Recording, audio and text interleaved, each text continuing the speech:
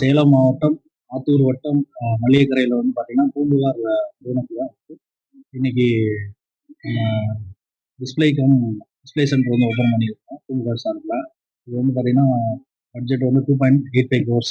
இது வந்து இதோட பர்பஸ் என்னன்னா, நம்ம இங்கே இருக்கக்கூடிய ஆர்டிசன்ஸ்க்கு வந்து பார்த்தீங்கன்னா அவங்களோட வாழ்வாதார இதுக்காகவும் அவங்களோட அடுத்த கட்ட தொழில் வளர்ச்சிக்காகவும் நம்ம இதை வந்து இன்னைக்கு ஓப்பன் பண்ணியிருக்கோம் பொதுமக்கள். இதன் மூலமா அந்த ஆர்டிசன்ஸோட பார்த்தீங்கன்னா அவங்களோட ட்ரெடிஷ்னல் ப்ராடக்ட்ஸ் வந்து உள்ளூர் சந்தையிலையும் நம்ம எக்ஸ்போர்ட்டும் வந்து பார்த்தீங்கன்னா பேர் உதவியாக இருக்கும் அப்படின்னு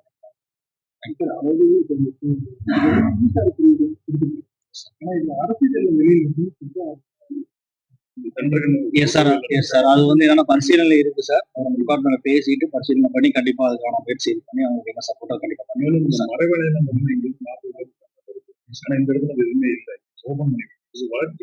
இல்ல சார், இது கண்டிப்பா வளர்ச்சி இருக்கு சார். அதாவது இது என்னன்னா ஹைவேஸ் பக்கத்துல இருக்கிறதுனால வந்து பாத்தீங்கன்னா இந்த சென்ட்ரல் பிளேஸா தான் நம்ம இது பண்ணிருக்கோம். கண்டிப்பா வந்து கட்டாயமா ஒரு பெரிய வளர்ச்சியா தான் இருக்கும் சார். இல்ல நடவடிக்கைக்கு அதான் சார். ஆல்ரெடி வந்து பாத்தீங்கன்னா ட்ரெடிஷனல் ப்ராடக்ட் வந்து எல்லாமே இது வந்து ஈர்க்கக்கூடிய பொருள் தான் பூம்புகார். பூம்புகாரை பொறுத்த வரைக்கும் பாத்தீங்கன்னா இன்னைக்கு வேர்ல்டு வைடா எல்லா பக்கமே வந்து பாத்தீங்கன்னா நல்ல ஒரு அட்ராக்ஷன் இருக்கு பப்ளிக் மத்தியில. நம்ம வரக்கூடிய காலங்கள்லயும் வந்து பாத்தீங்கன்னா ஷோரூம் அதிகப்படுத்துறதுக்கான பிளானும் எங்ககிட்ட இருக்குது.